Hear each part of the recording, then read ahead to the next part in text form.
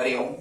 हम ही मिले थे कभी जमुना किनारे, जमुना किनारे, राधा के संग थे कभी नाम हमारे, नाम हमारे। फिर वो मुरलिया, फिर वो पायलिया, फिर वही संगीत रे। आजा तुझको पुकारे मेरे गीत रे, मेरे गीत रे। ओ मेरे मितवा, मेरे मीत रे। आजा तुझको पुकारे मेरे गीत रे, मेरे। दोस्तों, स्वागत है आपका free study bye Lodhi sir के यूट्यूब चैनल पर। मैं कृपाल लोधी। दोस्तों, आज हम आपको लेकर के आए हैं इंडिया जीके का बहुत ही इंपॉर्टेंट टॉपिक, जिसमें दोस्तों आज हम आपको बताएंगे भारत की प्रमुख लोक कलाओं के बारे में। आप किसी भी राज्य की या सेंट्रल लेवल के कॉम्पिटिटिव एग्जाम की तैयारी यदि कर रहे हैं तो आज का टॉपिक आपके लिए बहुत ही इंपॉर्टेंट होने वाला है, क्योंकि हर एक एग्जाम में यहाँ से निश्चित रूप से एक प्रश्न बनता ही है। और प्रश्न कैसा बनता है कि कौन सी जो लोक कला है ये किस राज्य से संबंधित है, या किस राज्य में ये लोक कला प्रचलित है, ठीक है, या कौन से राज्य की कौन सी लोक कला है। दोस्तों, एक अपील है, यदि आप पहली बार आए हो चैनल पे तो प्लीज सब्सक्राइब कर दें, नहीं भी करें तो प्लीज लाइक तो करते ही चलें। देखते हैं आज का टॉपिक, भारत की लोक कला शैली एवं संबंधित राज्यों के बारे में आज हम आपको बताने वाले हैं। इसमें हमने जो पहली लोक कला ली है इसका नाम है रंगोली। शायद आप जानते होंगे रंगोली। दोस्तों, जो लोक कला है ये महाराष्ट्र राज्य में प्रचलित है, मतलब रंगोली महाराष्ट्र की लोक कला है। अब आप इसको कैसे याद रखोगे, तो एक तो आप ऐसे याद रखो कि यहां जैसे महाराजा कर लो, आप क्या कर लो, महाराजा। तो जो महाराजा लोग होते हैं वैसे उनका जो जीवन होता है वो कई रंगों से भरा हुआ होता है। तो महाराजा से हो जाएगा महाराष्ट्र, और रंगों से भरा हुआ है तो क्या हो जाएगा, रंगोली। मतलब रंगोली कहाँ की लोक कला है, महाराष्ट्र की। ऐसे करके आप इसको याद रख सकते हो। या हम ये कहें कि यदि कोई व्यक्ति हारने लगता है किसी से, उसकी लड़ाई वगैरह हो गई और यदि वो हारा है उससे, तो वो क्या कर देता है, गोली चला करके उस पर हमला कर देता है। तो हारा शब्द आ जाए तो हारने के बाद व्यक्ति का क्या करते हैं, गोली चलाते हैं, तो गोली से हो जाएगा रंगोली। या फिर आप ऐसे याद रख सकते हो। 2 नंबर पर देखते हैं दोस्तों, यहां पे लिखा हुआ है अल्पना। और अल्पना जो लोक कला शैली है, ये अल्पना कहाँ की लोक कला शैली है, पश्चिम बंगाल की। अल्पना पश्चिम बंगाल की लोक कला शैली है। अब इसको देखते हैं कैसे ट्रिक के माध्यम से आप याद कर सकते हो। कई बार क्या होता है कि आपको जैसे मुंह धोना है, आपको गाल धोना है, क्या करना है, आपको गाल धोना है। और कई बार गर्मियों में या कई स्थान ऐसे होते हैं जहाँ अल्प पानी होता है। तो अब आप क्या करोगे, यदि आपको गाल धोना है तो कई बार आपको अल्प पानी मतलब कम पानी लेना पड़ेगा। तो शब्द को शब्द से ही जोड़ने की ये बहुत ही स्मार्ट ट्रिक है, आप भी सीखें इसे, और हम बता रहे हैं इसका आप उपयोग करें। तो आपको क्या करना है दोस्तों, गाल धोने के लिए अल्प पानी लेना है, बस इतना याद रखना। तो जब भी अल्पना आएगा तो आप क्या कह दोगे, ये पश्चिम बंगाल की लोक कला है। आगे देखते हैं 3 नंबर पे यहाँ पर लिखा हुआ है मंडाना और मेहंदी। कई बार यहाँ मंडना भी लिखा होता है, आप मंडना और मंडाना को एक ही समझें। तो जो मंडाना और मेहंदी लगाने की जो कलाकारी है, हालांकि ये मध्य प्रदेश में भी फेमस है मेहंदी लगाना, मंडाना नहीं है।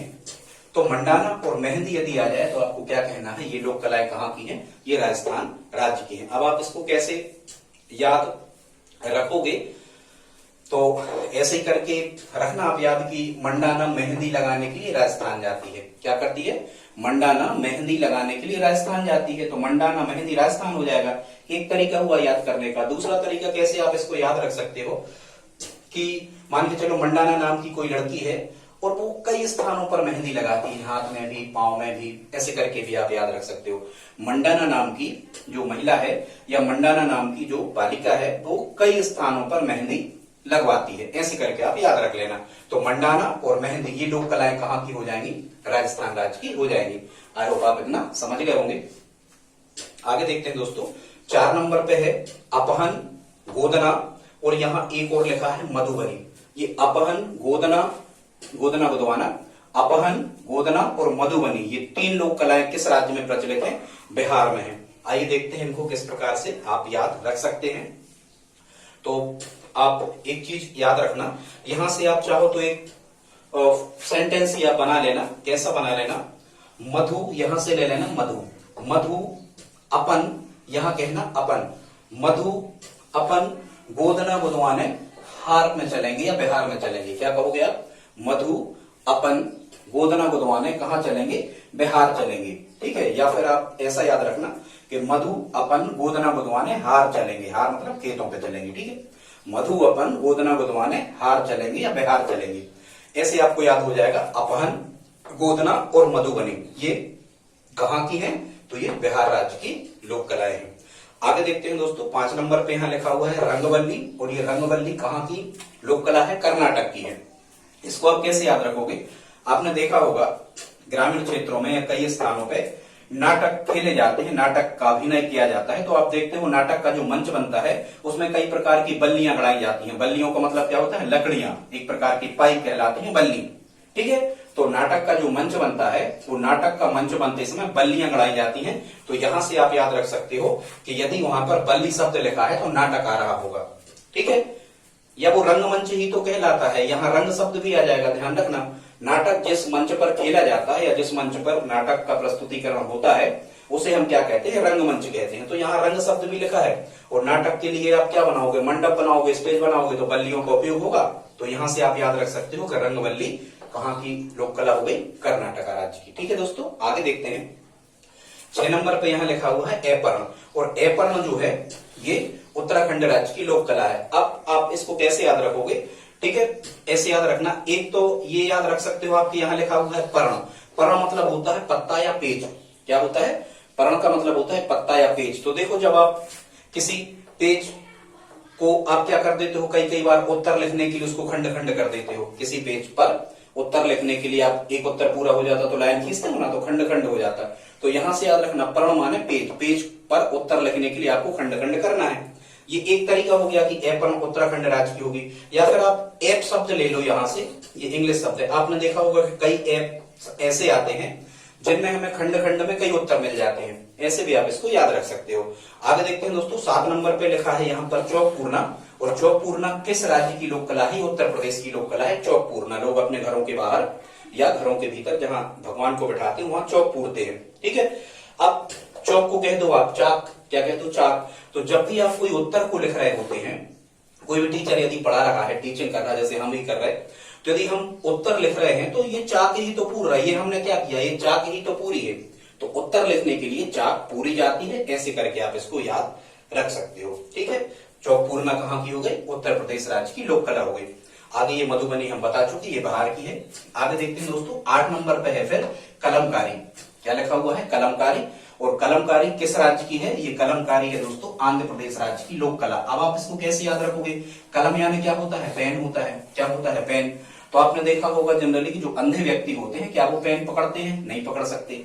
ठीक है, अंधे व्यक्ति को कलम से संबंधित आपको कर देना है। अंधे व्यक्ति कलम को नहीं पकड़ सकते या अंधे व्यक्ति कलम का उपयोग नहीं कर सकते। बस इतना सेंटेंस याद रखो, तो कलम से बन जाएगा कलमकारी, और ये कहां की हो गई? आंध्र प्रदेश की हो गई। ठीक है, 9 नंबर पे दोस्तों यहां पर लिखा हुआ है फुलकारी, और फुलकारी जो है ये हरियाणा और पंजाब की लोक कला है। फुलकारी कहां की है? पंजाब और हरियाणा की लोक कला है क्या? फुलकारी। अब आप देखो एक चीज यहां समझना, यहां लिखा है फुल, तो फुल को कह दो आप क्या? फूल। क्या कर दो? फूल माने पुष्प। तो देखो कई व्यक्ति ऐसे होते हैं जो, पंजाब का मतलब होता है 5 नदियों की भूमि। ठीक है, 5 नदियों का प्रदेश या 5 नदियों की भूमि किसे कहते हैं? पंजाब। ठीक है, जाब माने नदियां और पंच मतलब 5 नदियों की भूमि को पंजाब कहते हैं। तो कई बार क्या होता है कि लोग यहाँ 5 जो होते हैं 5 फूल हरि को चढ़ाते हैं। कई बार सुबह सुबह आपने देखा होगा, हरि मतलब ईश्वर भगवान। ठीक है, 5 फूल हरि को चढ़ाते हैं कुछ लोग। गिनती की कितने? 5 ही चढ़वाना है आपको। 5 फूल हरि को चढ़ाते हैं। ठीक है, तो क्या हो जाएगा? फुलकारी 5 से हो जाएगा पंजाब। ठीक है, और हरि को चढ़ाते हैं तो हरियाणा। 5 फूल हरि को चढ़ाना है, फुलकारी हरियाणा और पंजाब की हो जाएगी। 10 नंबर पे दोस्तों लिखा हुआ है सातिया या सातिया भी इसे कहते हैं। तो सातिया कहाँ की लोक कला है? ये गुजरात की है। सातिया कहाँ की है? गुजरात की है। कई बार आपने देखा होगा कि रात के टाइम पे आपके साथी का फोन आ जाता है। आपके साथी का फोन आ जाता है, कब आ जाता है? रात में। या आप किसी साथी के साथ में किसी स्थान पर कोई रात गुजारते हो, ऐसा भी आप कह सकते हो कि भाई हमें तो साथी के साथ रात गुजारी, बड़ा आनंद आया, ऐसे करके भी आप कुछ कह सकते हो। तो सातिया कहाँ की हो जाएगी? गुजरात। ठीक है, रात में साथी को फोन कर देना, ऐसे करके। फिर यहाँ लिखा हुआ है 11 पे कालम, और कालम किस राज्य की लोक कला है? केरला राज्य की। कहाँ की? केरला राज्य की। अब देखो केरला को आप कह दो केला, और कोई कह रहा है भैया कालम मतलब ये मकान जैसे अपने बनते हैं, बिल्डिंग कोई बन रही होती है, तो कोई कहता है यार कैसे कालम, बिल्कुल केला जैसे टेढ़े कालम बना दिए। ऐसे करके भी आप याद रख सकते हो कि कालम उठाए हैं, पिलर खड़े किए हैं, लेकिन कालम केला जैसे टेढ़े हो गए। ठीक है, तो ऐसे करके आप याद रख सकते हो कि कालम कहाँ की है? केरला राज्य की लोक कला है। आगे देखते हैं दोस्तों, 12 नंबर पे है कोल्लम, और ये कोल्लम कहाँ की लोक कला है? ये तमिलनाडु राज्य की लोक कला है। अब जैसा कि आपको पता है कि कोल मतलब होता है कोयला। क्या होता है? कोयला। तो इसको कह दो आप कोल। कोल मतलब कोयला। और किसी से आप पूछ रहे हो कि क्यों भाई कोयला मिलना है या नहीं, क्या कहोगे? यहां मिलना शब्द को पकड़ना। कोयला मिलना है या कोयला मिल गया है, कोल मिल गया है, ऐसे करके आप याद रखना। कोल मिलना है किसी स्थान पर, तो कोल्लम तमिलनाडु। 13 नंबर पे दोस्तों है पट्टचित्र, और ये पट्टचित्र कहाँ की है? उड़ीसा की है। पट्टचित्र कहाँ की है? उड़ीसा की है। अब देखो कई बार क्या होता है, वैसे उड़ीसा में सबसे ज्यादा तूफान आते हैं। ठीक है, उड़ीसा राज्य, ऐसे ध्यान रखना, उड़ीसा में भारत में सबसे ज्यादा तूफान या चक्रवात आते हैं। उड़ीसा हर समय उड़ता ही रहता है। तो ऐसे करके आप याद रख सकते हो कि यहाँ जो आपके पट मतलब क्या होता है? दरवाजा। आपने कोई दरवाजा लगवाया हुआ है, वो तूफान आ गया तो पट आपका दरवाजा क्या हो जाएगा? उड़ जाएगा। या आपने कोई चित्र बना के रखा है किसी कागज पर, लेकिन तूफान आया तो क्या हो गया? वो चित्र जो आपने बनाया था वो क्या हो गया? उड़ गया। तो दरवाजे या चित्र जो है ये तूफान आने के समय उड़ सकते हैं।